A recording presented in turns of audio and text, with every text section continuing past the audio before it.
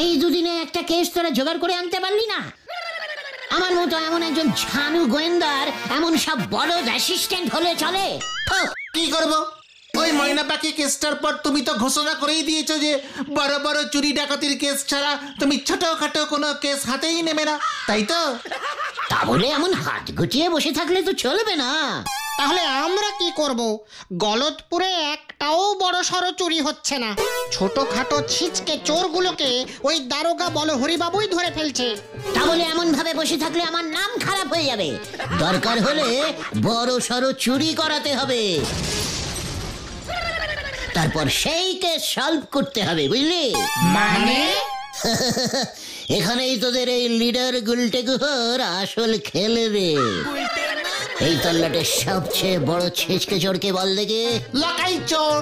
চল ওর কাছে চল, তারপরে দেখবি এই ঝানু গোয়েন্দার আসলি খেল। শোন লাকাই, অনেক ছিচকে চুরি করেছিস, এবার তোকে আমি বড় একটা চুরির বরাত দিতে চলেছি। খবরদার আমাকে ছিচকে চোর বলবে না গুলটে মামা, আমি কিন্তু তোমাকে হেব্বি সম্মান করি। ওসব পরে করবি, আগে আমার প্ল্যানটা শোন। আজ রাতে ওই গোবিন্দ গুছাইত আছে না, ওই ঝোলাগুড়ু বেচে? হ্যাঁ, ওই ঝোলা গোবিন্দ, ওর বাড়িতে চুরি করবি। যদিও ঝোলা গোবিন্দ বাড়িতে নিজের কাছে 4-5 হাজার টাকার বেশি রাখে না। ওরে বাবারে বাবারে বাবারে, ওর যে একটা মেয়ে আছে না, এই ধরা পড়লে গুলি করে খুলি উড়িয়ে দেবে আমার। একেবারে পাচু, এই যে দেখছি ছিচকের ডবল ছিচকে চোর।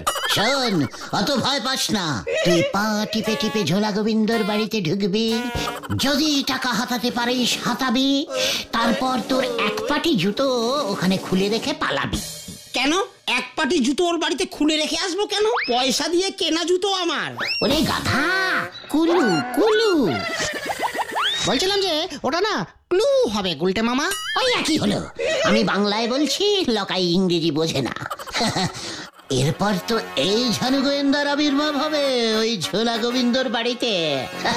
তোর ওই এক পাটি জুতো খুঁজে পাবো আমি, সেই জুতোর কুলু ধরে কুলু কুলু করে তোর কাছে পৌঁছে যাব, আর তারপর তোকে ধরে এনে হাজির করব ঝোলা গোবিন্দর কাছে।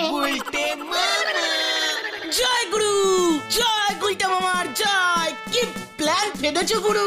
এই তো সবে শুরু। শুরুতেই তোমার প্ল্যান শেষ? ওরে বাবারে বাবারে বাবারে, আমি এসবের মধ্যে নেই। ওই তুমি আমাকে ধরে নিয়ে গিয়ে হাজির করবে, তারপরে ঝোলা গোবিন্দ